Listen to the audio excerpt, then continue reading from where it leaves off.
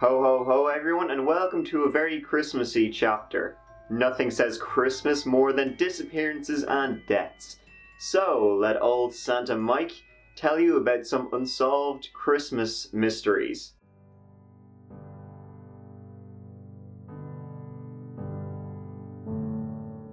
In 1993, 38-year-old nurse Latricia White lived in Lockhart, Texas, with her 40-year-old truck driver boyfriend Lee Dub Wackerhagen. The couple were both divorcees with children from a previous marriage. Dub's ex-wife had custody of their 9-year-old son, Chance Wackerhagen, but Chance was going to be staying with his father over the Christmas holidays.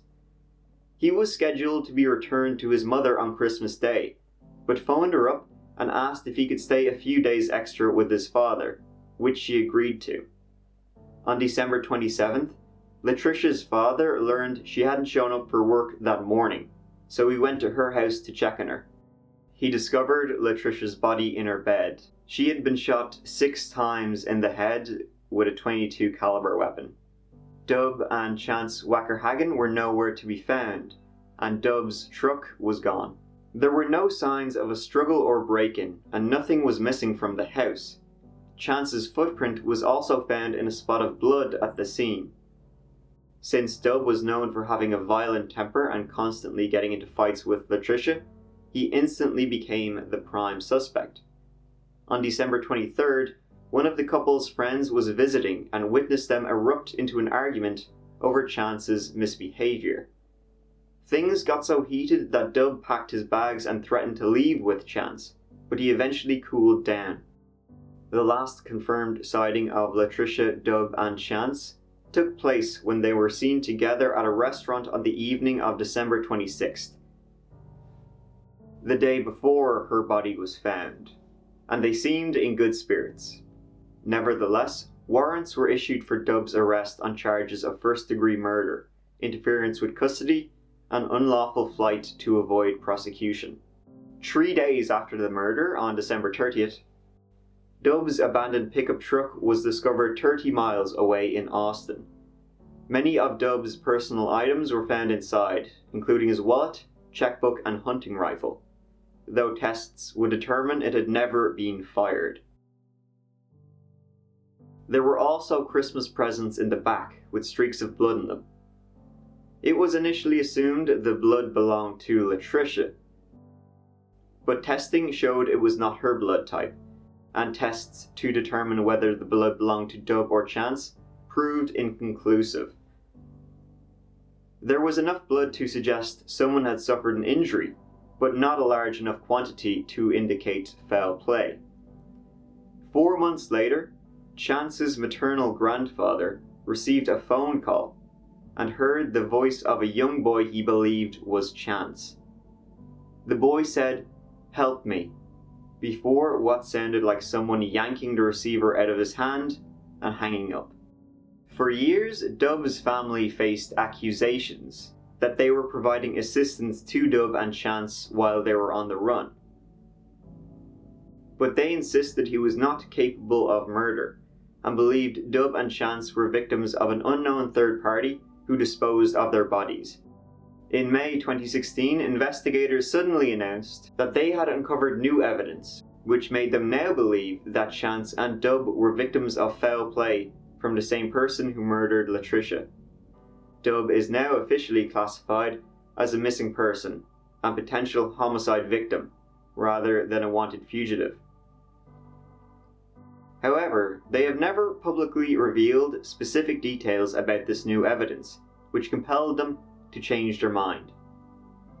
No one knows if Dub and Chance were murdered that Christmas, in the months that followed, or are still in hiding somewhere in America.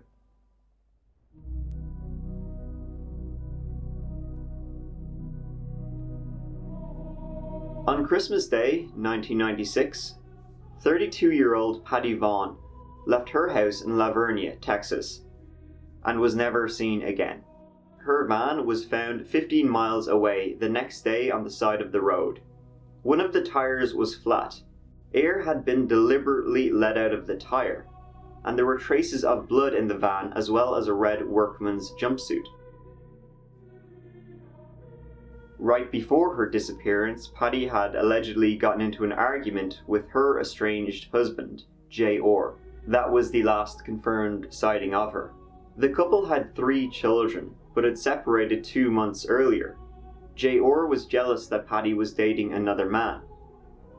Interestingly, he filed for divorce the day after she went missing, on December 26th. Traces of blood were found in Paddy's bedroom and on a mop, indicating that someone had been cleaning the place. The carpet in Paddy's van had recently been shampooed. DNA tests confirmed that all the bloodstains belonged to Paddy.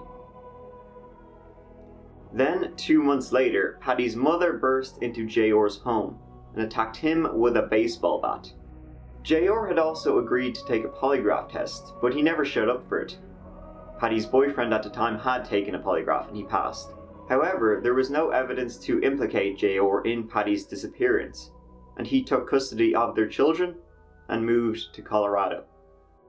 However, during the time of Paddy's disappearance, Jay Orr was the project manager of dig and pour sites, specifically a high school not far from their home. Many believe that multiple people were likely involved in Paddy's disappearance, including Jay Orr's sister. Many believe she's likely buried in the land of the marital home, or in a concrete block somewhere in the local area. A neighbour reported night digging took place on the 25th and 26th of December 1996. Years later, DNA testing was performed on items found in Paddy's van. The DNA was determined to be a female, but did not belong to Paddy Vaughn.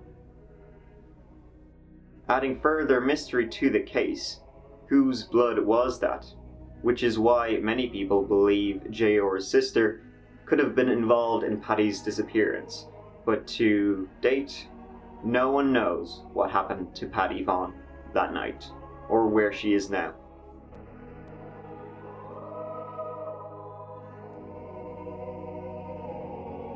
"31-year-old Tracy Mertens had moved from Birmingham to Rochdale and returned to her former Birmingham home to pick up some belongings on the 22nd of December 1994. She had a son and a daughter who she was extremely close to. She had intended to return the same day, but instead stayed at her former sister-in-law's home overnight and collected her belongings the following day. While she was at the house, and she'd only been there for about 10 minutes collecting her remaining belongings, she heard a knock at the door. When she answered, she was blindfolded, then immediately bundled into a yellow Mark II Ford Escort car parked outside by 2 overweight men in their 30s, thought to be Caribbean. They wore long black leather coats and brown leather hats. They were heard to speak in a foreign language, and detectives believe this may be patois, a Jamaican dialect. Allegedly, they were heard to ask her, "Where's Joey?" Tracy was driven away and set on fire in a churchyard, where she was left.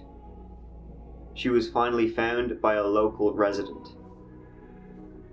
She stayed alive for 12 hours and managed to tell detectives what had happened to her before she died in hospital in the early hours of Christmas Eve.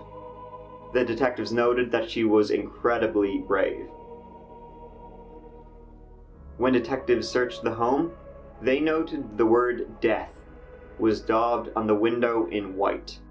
It emerged that Tracy's longtime partner and drug user Joey Kavanagh, who was the father of her 2 children, but who she had a strained relationship with at times, had possibly crossed drug dealers. Joey had frequent issues with heroin addiction and owed people money at the time of Tracy's death.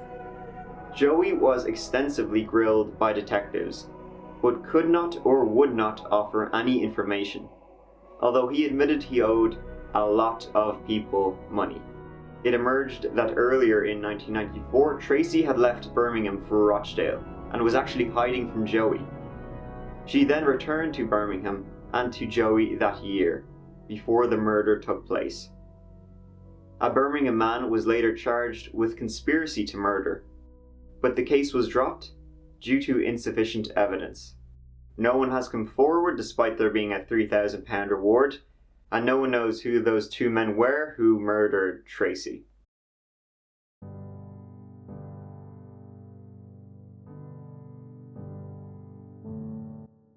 When a body is found, if they cannot be identified, they're either called a John or a Jane Doe. At times, they can be identified later, or when more evidence comes forward, providing some identifying information. But as at times the John or Jane Doe, they're not from the local area, it can be hard to get a positive ID if they don't have any cards on them or a wallet or something. However, one particular Jane Doe made a concentrated effort to make sure no one would ever discover her identity. On December 18th, 1996, a woman was found lying dead atop a plastic sheet in Annandale, Virginia, at the Pleasant Valley Memorial Park Cemetery. She was approximately 60 years old and carried no identification, but she did have two $50 bills.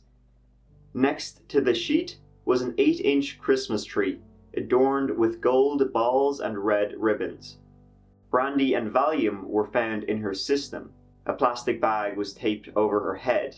She had suffocated in an apparent suicide. It seemed she did not want anybody to know her identity, as there was a note next to her which read, "Deceased by own hand. Prefer no autopsy. Please order cremation with funds provided. Thank you, Jane Doe." She had no receipts in her pockets to enable police to track her movements. In her backpack, she also had a Jeff Foxworthy "You Might Be a Redneck" and a Monty Python and the Holy Grail tape. She had a portable tape player, the headphones were over her ears, and had listened to a recording of comedians Mel Brooks and Carl Reiner doing their 2,000-year-old man routine. This gentleman here is one of the phenomena of the world. He looks no older than Mr. Sean, and yet he is 2,000 years old. Is that true, sir? Yes. You want to see my driver's license? No, we haven't authenticated. The Mayo Clinic. Nearly all her clothing were of the brand Classiques Entier, an upscale brand sold primarily at Nordstrom's and Saks Fifth Avenue. The site she chose, Pleasant Valley, it probably wouldn't be known to a drifter. She lay down near the section of the cemetery where infants are buried, but not near any particular grave, and most of the stones nearby were fairly recent.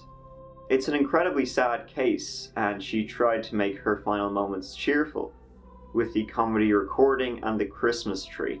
What's really bizarre is to this day, no one knows who she is. If that infant cemetery had something to do with her suicide, you'd think that would give away some information about her. But no, it seems she probably wasn't related to any of the infants buried near there, and just chose it as a place to pass away. So, that about does it there for some unsolved Christmas mysteries. I just want to say Happy Christmas, or whatever you celebrate or don't celebrate, from me, and I wish everybody watching to have a great New Year. See you real soon. I've got some really special videos coming up, so keep an eye out, and thank you, everybody, so much for watching. Your support means the world to me. Mike out.